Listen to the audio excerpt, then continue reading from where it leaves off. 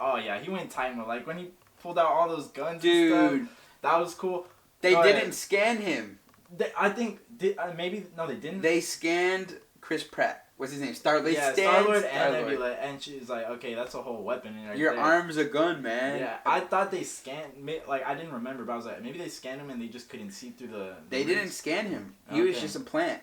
I guess yeah, they just did. Yeah. And he pulled out like 10, 12 guns. He threw 2 to Quill, and then they just started blasting everybody. Oh my god. One of the best scenes. That was good. Yeah. I'd say. This is a spoiler review, so we're going to be giving some spoilers. So if you haven't seen the movie, this is your chance right now to leave. You're watching Lavender Street. This is Osvaldo, and we've seen every single Marvel movie together since probably Endgame. Infinity War. Today we're going to be talking about Guardians of the Galaxy Volume 3.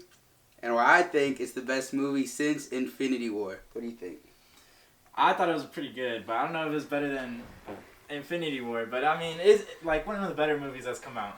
Okay. So we wrote up a whole bunch of notes on the way to the house. Actually, in the car, we weren't even like talking about it because we wanted to keep it for this review. So, yeah, I kept trying to speak it. You're like, save it, just save it. Save it for the camera. Save it for the camera. But basically, the start of the movie is, it starts with the song "Creep." I'm a creep. I'm a weirdo. You know the song. Yeah. And one of the like my favorite parts of the movie is what they're singing that song, and at one point the lyrics go, "I wish I had a perfect body," and it's Rocket standing mid-frame. And a perfect soul. And a perfect soul, mid-frame. Right there, and which he's about to walk into this little shop where you end up finding drunk Star-Lord, and that's a whole other topic in its own. I think everyone's doing their own thing, right? It's really the only real problem is probably Quill being drunk, like towards the end of the intro. Like everyone else is just like they're fixing the sign, Nebula and Groot. My boy's just Rocket's just listening to music, walking through like everybody where they're at. Well, I don't know what's that place called? Nowhere. I think it's called Nowhere. So was that, if I'm not mistaken, that was once like a I guess a dying planet, and then they blasted off a chunk of it and just kept it. I guess so. That's what I was thinking. And turned it into a ship. I was gonna ask you that because I didn't know, because I was like, I thought that used to be a planet, and then now it's just like a whole ship or whatever, like a live ship or. I don't know. It's pretty cool though. I thought it was really cool, and I thought one of the coolest parts was whenever they he was like, open up the 3rd barrel and the 4th barrel and the 5th barrel, and the whole planet ended up being a whole weapon. Yeah. So whenever he's saying that, it's like a cannon, and it's just like it just keeps shooting out further and further and further. It just gets longer and longer every single time. I thought it was pretty cool. That was pretty cool, but I mean, I like the beginning. It's just like. That's their people, you know. That's like all the people they hang out with. Like they're just playing poker, they're eating, they're drinking, they doing whatever, and then that's really where the movie begins. And he walks into the room, and Quill's drunk, and he's like, "Why are you touching my juice?" Like, iPod or whatever that he's listening to music on, and he's obviously drunk, and Rocky doesn't care. He's like, what did he tell him? Is like, I thought told you to stop touching my stuff, and then what did he say? What did Rocket say? I don't remember. I know he said something like, I thought I told you. Yeah. I don't know. What I got out of it was like a piss off. Yeah, he didn't care, and that's where the movie starts. That's really what's going on. After that, I mean, that's when Warlock pretty much comes in. The movie picks up pretty fast, and then I don't know. What did they just shot him, or I forgot. Nebula stabbed him. Yeah. Okay. Nebula stabbed him. Yeah. Oh, he was dogging on Drax. He was dogging him up, piecing him. Yeah, it was like rough. My boy was taking hits, and then she just comes up and stabs him. Oh, so Adam Warlock is actually the one that inflicted the wound that set off everything. Yeah. For the whole movie. So when he tackled Rocket, he basically, I mean, it was a serious chest wound there. Like man went into a coma. Yeah, bro.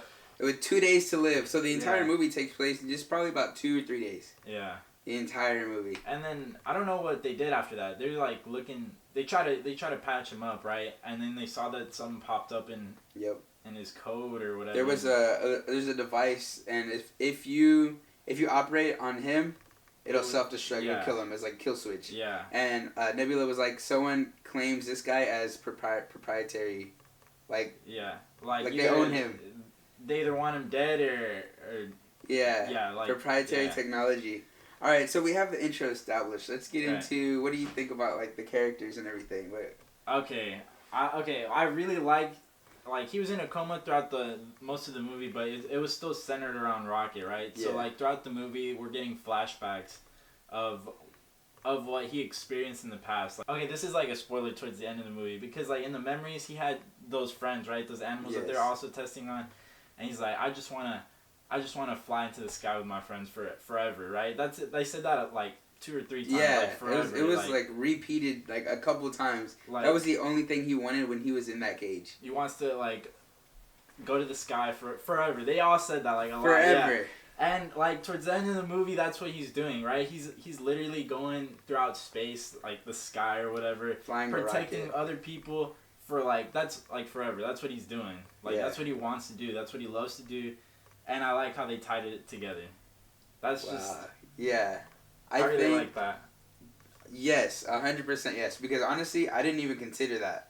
I know I'm considering it now that you're saying it to me. Yeah. But I did not think about that at all. The one thing that I considered the most, I actually wrote it down, was it became a movie of Raccoon, right? Mm-hmm. Let's say he's the main character, Rocket. Yeah.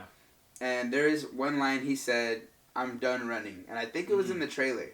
He was like, I'm done running, and that's right before he goes in to save all the animals, and he finds that he's actually is a raccoon and all that.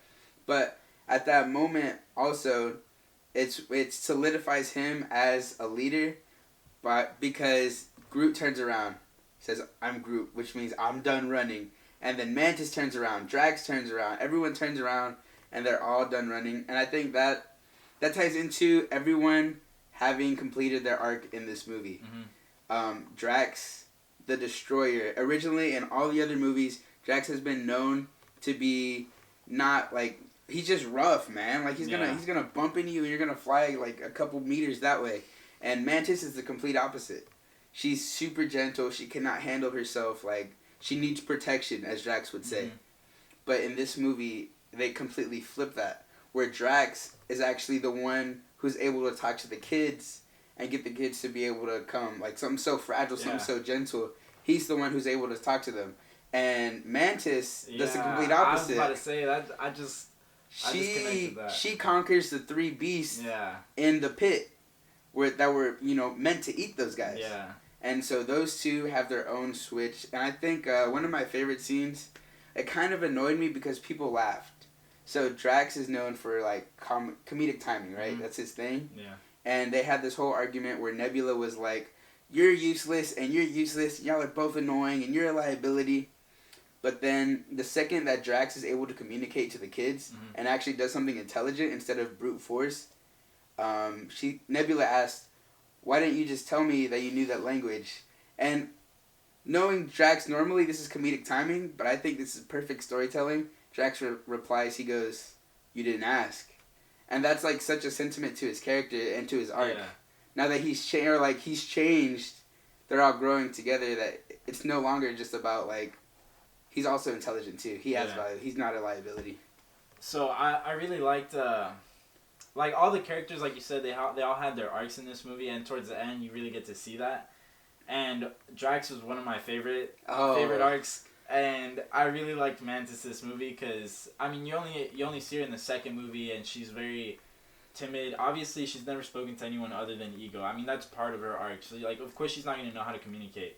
But in this movie, she was way better. I loved it. Like, I loved it. So, Drax's arc, at the beginning, like, we don't know this yet unless maybe, I don't know about the comics. I don't really read them like that. But, like, basically his family was killed by that one guy.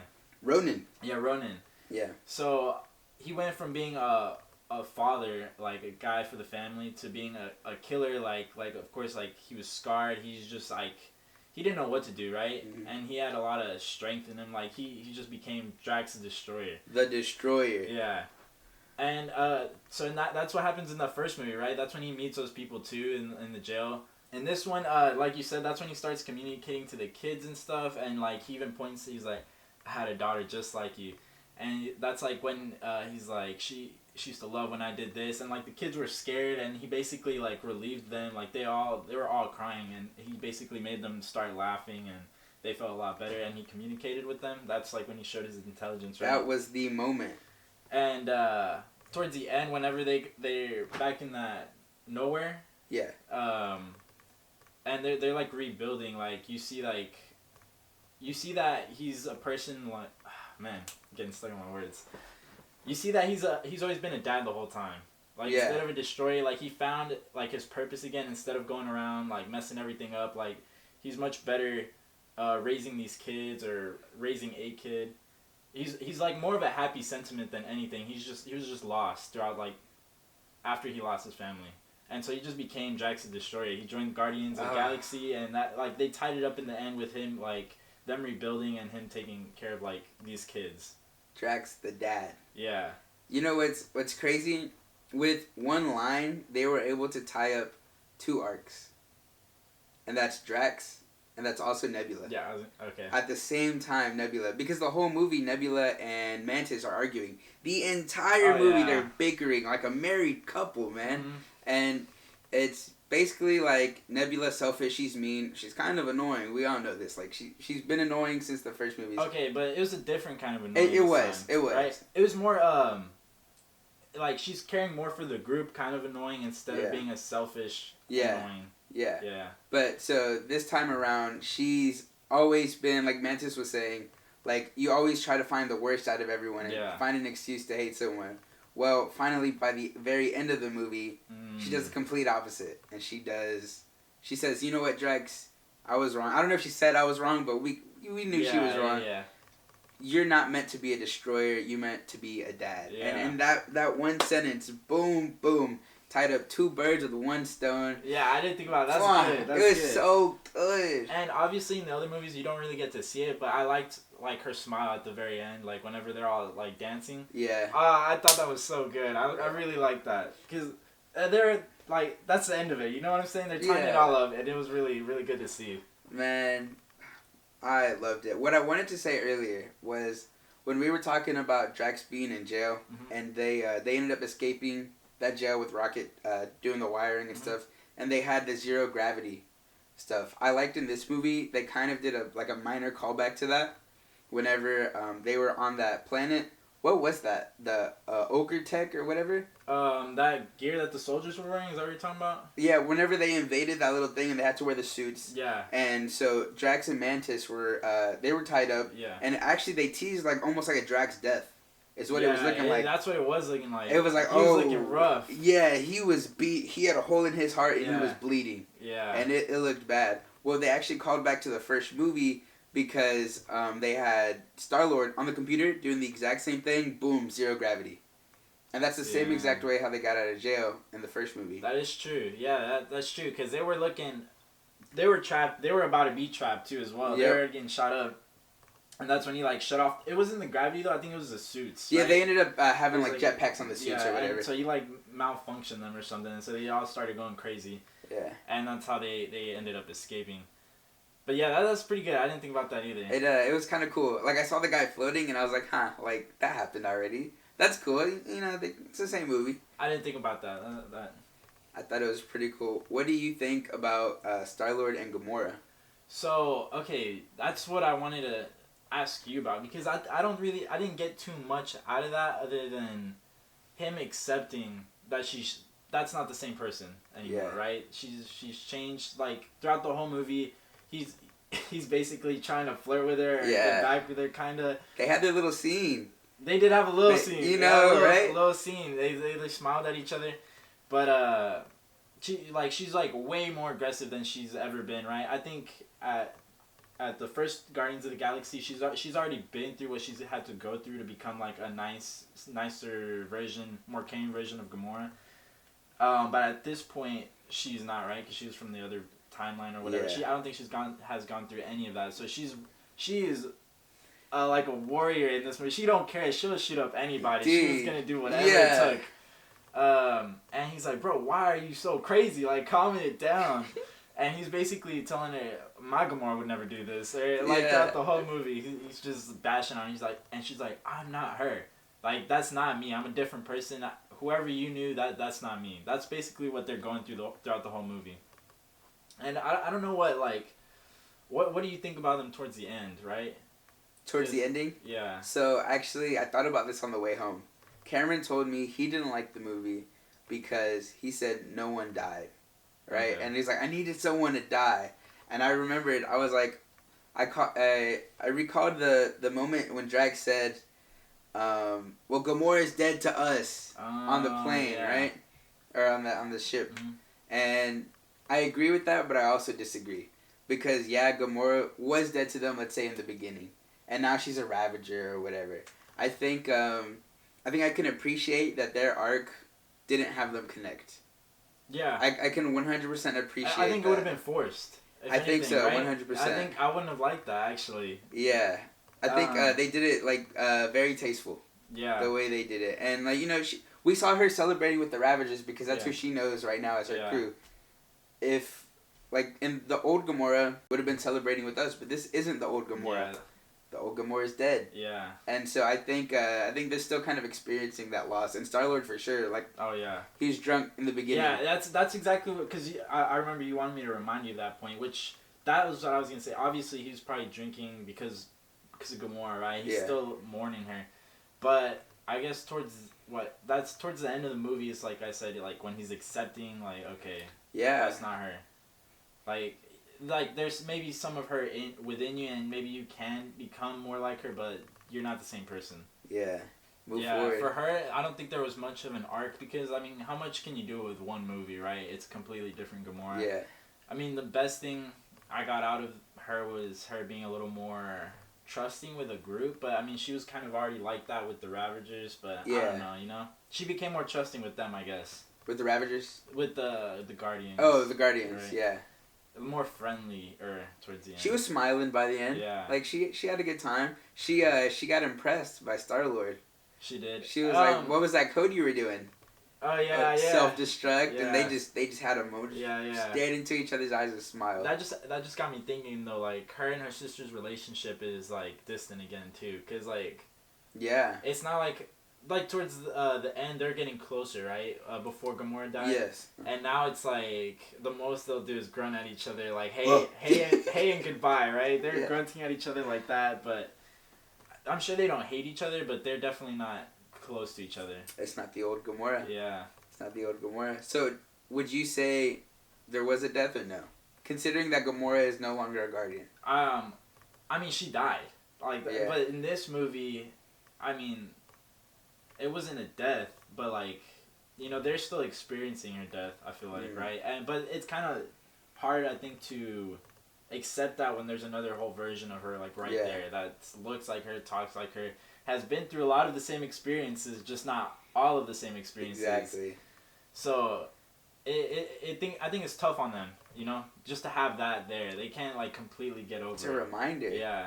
Like, she still has a sister version. Like, how is she gonna... Like, she's not gonna not talk to her, right? Yeah. And Quill, like, of course it's gonna be tough for him to get over her as well, especially when she's, like, right there, right? Mm-hmm. So, I don't know. It's like, they didn't experience a death, but they're still dealing with an old one. Yeah. I think yeah, that was perfectly said. I agree with that. And I think, man, this is a great movie. Oh, yeah.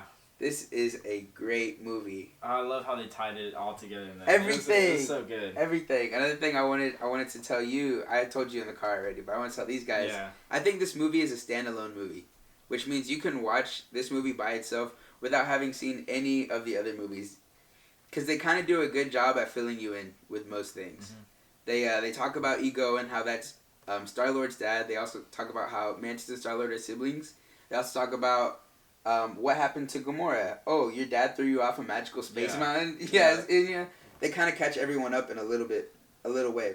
That just reminded me. We didn't really talk too much about, we did talk about Mantis, but not like her entire arc, which was, like, she wants to find herself towards the end, right? She's like, I went from doing everything Ego said to doing whatever you guys told me to do, which was maybe in a more friendlier family version of it, right? Like, I like hanging out with you guys, but I did just do basically everything y'all said. So I want to go find who I want to be, right? That was towards the end of the movie. So I don't think we talked about her arc at the end, right? Where she wants to find herself instead of just basically always going from one person, being told what to do from one person to another, right? Yeah. She's on her main character arc. Yeah, I like that. Do you think we'll hear from Mantis again? I don't. Maybe not for a while, right? I think they moved on from the old Guardians. We did barely get to see Mantis, but I think they're gonna move on. Okay. At least for a while.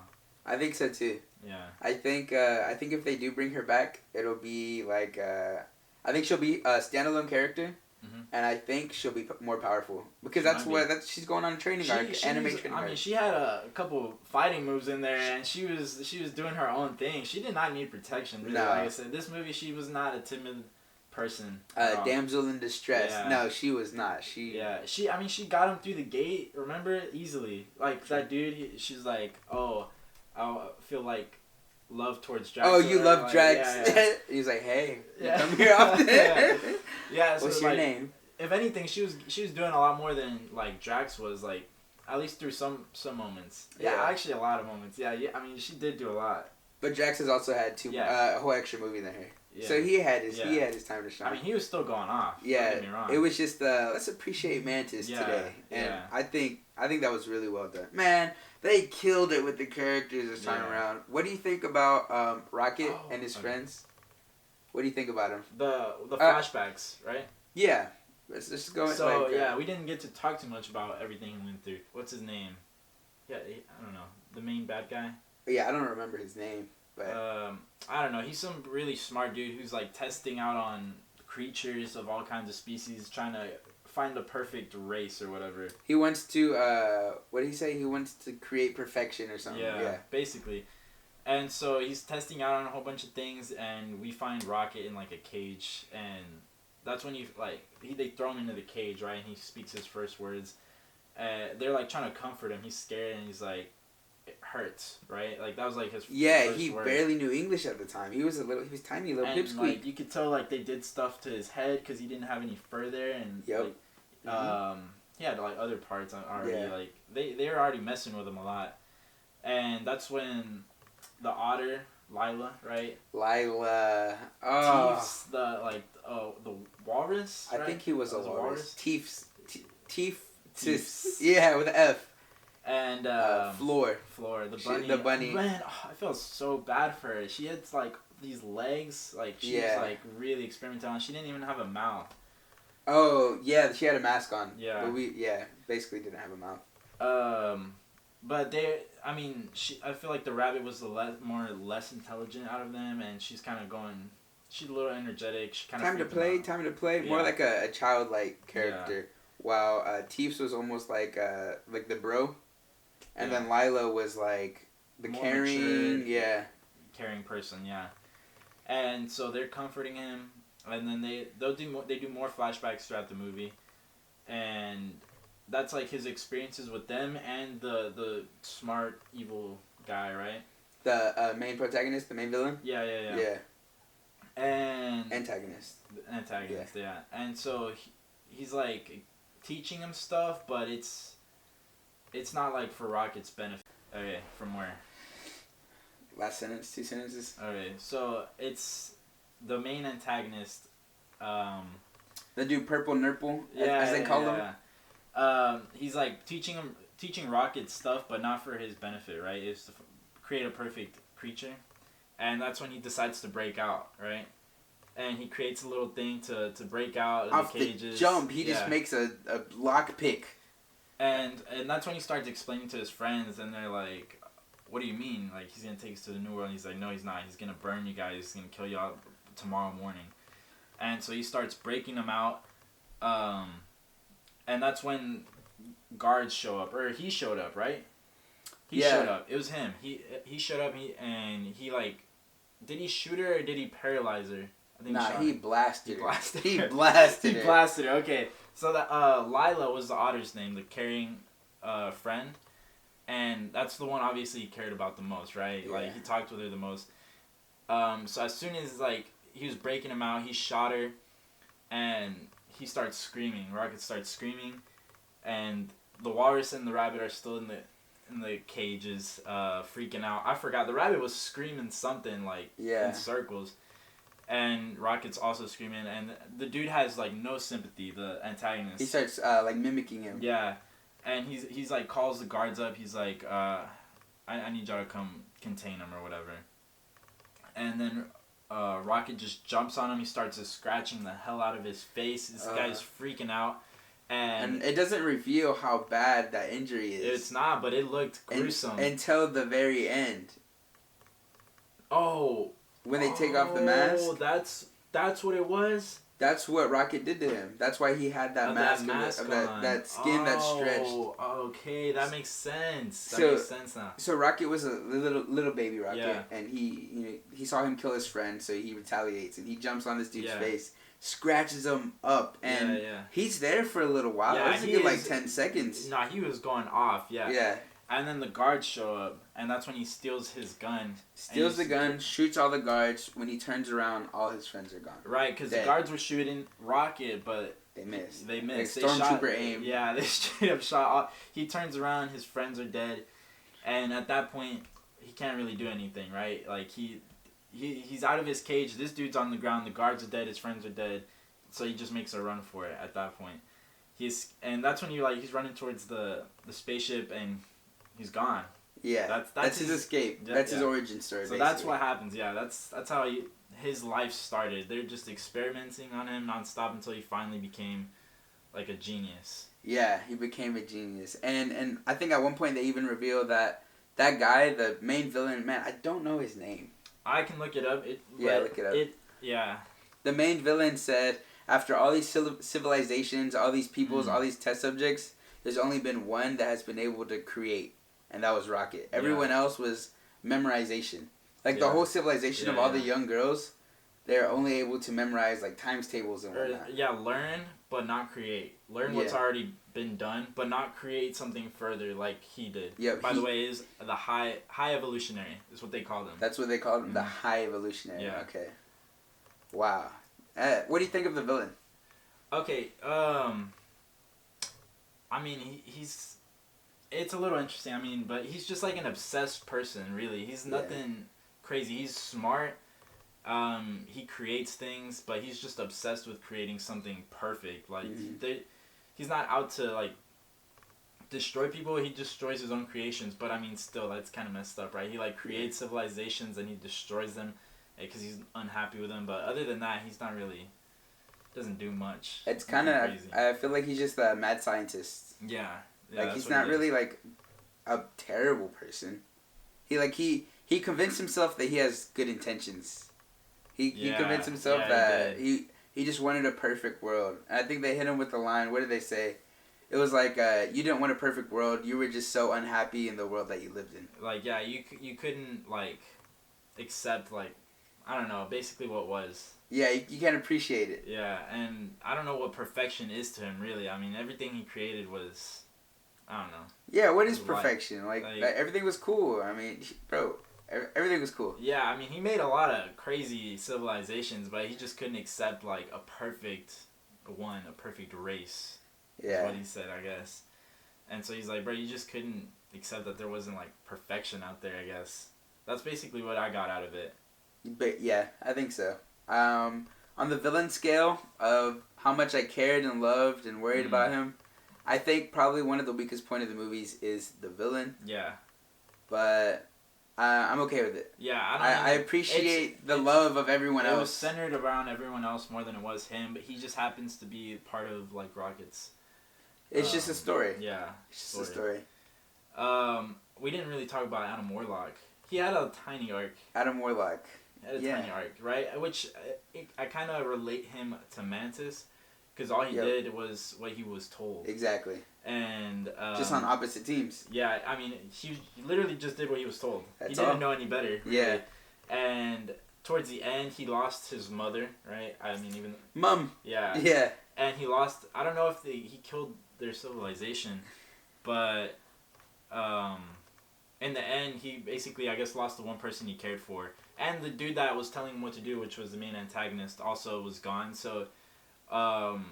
towards the end, the Guardian saved him, and he was like, why did you save me? And he was like, well, Groot was the one who said it. He's like, I am Groot. And Drax translated. Yeah, he's like, he said everyone deserves a second chance, because Groot was the one who saved him. And then he ends up saving, one of the Guardians as well. Yep. Movie, which was really cool, and I think he found his place after that, right? He's like, okay, now he's not being told what to do either. He's finding his purpose. Yep. Also, so he's not just going out and doing crazy things. And we all thought when they introduced Adam Warlock, it was gonna be to wield the other gauntlet, to fight off against Thanos. I didn't really know too much about Adam Warlock, but I thought he was like an all powerful kind of. Yeah, which in this movie they kind of showed how he wasn't that powerful. If Captain Marvel got shot by Nebula, if Captain Marvel got shot by Nebula, it's bouncing off of her. Yeah. And so they show the power difference. Yeah, okay, that's true. Because immediately he got shot down. He did. First of all, he got shot into into a building. Yeah. And he had to stand up and keep on fighting. Yeah. But Captain Marvel never got shot down, not by anyone. And so they kind of gave him a power scale almost instantly. I mean, to introduce where he was. I mean, she's gone through a whole spaceship, just like Superman style, dog. Like, she's a completely different level. I don't know what they're gonna do with her character. I'm not too invested in her character just because of how strong she is. Like, I don't know what the story's gonna be. It kind of feels like how Dragon Ball Z, every time they just destroy a new planet or something like. I've never watched Dragon Ball Z, but I think there's more story there. But there definitely is. But the argument, like, why most people are annoyed with Dragon Ball Z is because they become too strong by the end of the shows and stuff. Yeah, I think they've definitely done. Right? I don't it's even power watch creep. it. That's all it is. I don't even watch it like that, but that's true. She's a little too OP for me to be interested in her at the moment. Right now, right? I mean, who knows? Later with all this Kang stuff, she might just be. Yeah, we'll see. We'll see. She has there was a trailer for the Marvels. Yeah. Which that looks interesting with Monica Rambeau and. I don't know what that story is even gonna be like. What's that little girl? Miss Marvel. Miss Marvel, that's her name. I haven't seen the. Me neither. The show. The show, on Disney Plus yet, but I don't know. I guess they're all connected somehow, right? Yeah. I have no idea how. I want to bring up a character. The last character we probably haven't talked about is Groot. Okay. And so Groot actually, his arc from the last few things was he was an annoying teenager who wouldn't get off the game. And oh my god, Groot infuriated me for the last few movies. Okay. It's because he was in the last few movies. He was just doing nothing. This movie, Groot, is a completely different animal. They turned Groot into the Armored Titan. Oh, okay. You know what I'm saying? Yeah, I know what you're saying. I'm so glad they brought him back, though, because, the first movie, he was badass. He was so cool. And, then he became little baby Groot into teenage Groot. Yeah. And then Infinity War Endgame, he was annoying teenage. He was a little helpful, but he was still on his teenage stuff. This one, I think he was a little more back to his roots. No pun intended. But yeah, I think he was more back to his original character, right? He was a beast, but he still cared about his friends, right? He went Titan mode. Like when he pulled out all those guns and stuff, that was cool. They didn't scan him. I think they didn't. They scanned Chris Pratt. What's his name? Star-Lord. Yeah, Star-Lord and Nebula, and she's like, okay, that's a whole weapon in there. Your arm's a gun, man. Yeah, I thought they scanned. I didn't remember, but I was like, maybe they scanned him and they just couldn't see through the. They didn't scan him. He was just a plant. I guess they just did. Yeah. And he pulled out 10, 12 guns. He threw 2 to Quill, and then they just started blasting everybody. Oh my god, one of the best scenes. That was good. Yeah. I'd say, and followed by them jumping out of a plane 10,000 feet in the air. Groot can fly now.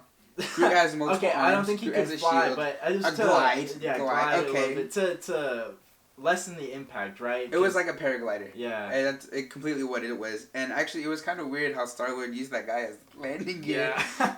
That was a little bit gory. My favorite scene, I will say this, my favorite comedic scene was when Nebula couldn't figure out how to use the car door. Oh yeah, that was funny, bro. I mean, they deal with so much futuristic tech all the time, so they were in another different version that was almost exactly like Anti-Earth. Yeah, just with a whole bunch of different races, and they had human houses, human cars, everything was exactly the same except just a whole bunch of different kind of races. Yep, they were animals. They were the evolutionized animals that Rocket helped the scientists develop. Yeah. Because originally they were angry, now he's helping them out, now they're peaceful. They're civilization. Yep. Mm-hmm. So, they end up taking one of the cars, and Quill's like, alright, get in. She's like, the door's locked, or whatever. He's like, just pull the handle. She's like, it's locked, or whatever. Alright, press the button. Right? And then she's pressing on the lock. Like the keyhole. The keyhole, and she's like, what did she say? I don't remember. I don't know, but basically she's like, this is a stupid design. Like, yeah, I can't even get in. He's like, push the button. And then she's like, what button? And then it should be right there. And as soon as she pressed it, she's like, now what? Pull the fucking door open. Like, just pull on the handle. But the F-bomb just caught me off guard for a Disney movie. But they dropped a few words in there, but it was good. It was well done. Yeah. Very well done. Yeah, I think a lot of this movie was well done. Most of it, if you want to be honest. Yeah, and might want to, I don't know, bleep me, I guess, when I said that. No, I'm leaving it. Yeah, that was pretty funny. And then obviously Quill doesn't know how to drive the car either. Oh. Because he's never dealt with a car, right? He's dealing with spaceships and stuff. And Nebula's looking at him. And she's like, what the fuck? And she's like, bro, I was on Earth. I was 8. Like, I never learned how to drive a car. Do you want to volunteer to drive? Oh, man. And I guess, they figured it out, right? So my gripe is that the music wasn't as Guardians of the Galaxy-y as the other movies. And basically what that means is all the other movies, they used music as exposition to tell the story. And this movie, it was more like, we've used popular music in every other movie. Let's just make sure we keep that trend going. Mm-hmm. That's what it felt like to me. But the reason why I say I don't think it is a gripe, because that movie is so good. Yeah. It's so good. I think they did good using both the music and it was the beginning. It was like you're learning about the characters. Like, it had a good balance. I think this one they really wanted to focus on the story more. Yeah. More than just putting in music for the sake of like trying to add that effect again, right? Because they still added music. Yeah. It just wasn't like you said as Galaxy. Yeah. Right. Yeah. Okay, so finally to close off our last thing we're gonna do, we're both gonna rate it 1 out of 100. So. Out of 100. Out of 100. Ah, man. Okay. I don't know, the Guardians always had a different feel for me, so I'd give this one a 93. 93? 93 out of 100. I'm giving Guardians of the Galaxy Volume 3 a 98 out of 100. It was good. It was definitely really good. I'd boost it up to 96. 96? 96. It was good. It's like, it's different than the other movies, right? The other movies are always so focused around, like, the overall story. This one was really focused on their story. It encapsulates. So I really like that. Yeah. Not always. It doesn't always have to be about like all that big stuff. Yeah, that's what I really liked. Dang. Would you watch it again? Oh yeah. Oh yeah. I wanted to see. I definitely watch it again. Me too. All right, that sums up everything we got. The camera's about to die, so we gotta run. But hope you guys watched the movie. It was very good, and I strongly recommend it. And I will say, best movie since Infinity War. Boom. All right, that's a wrap. That was fun. That was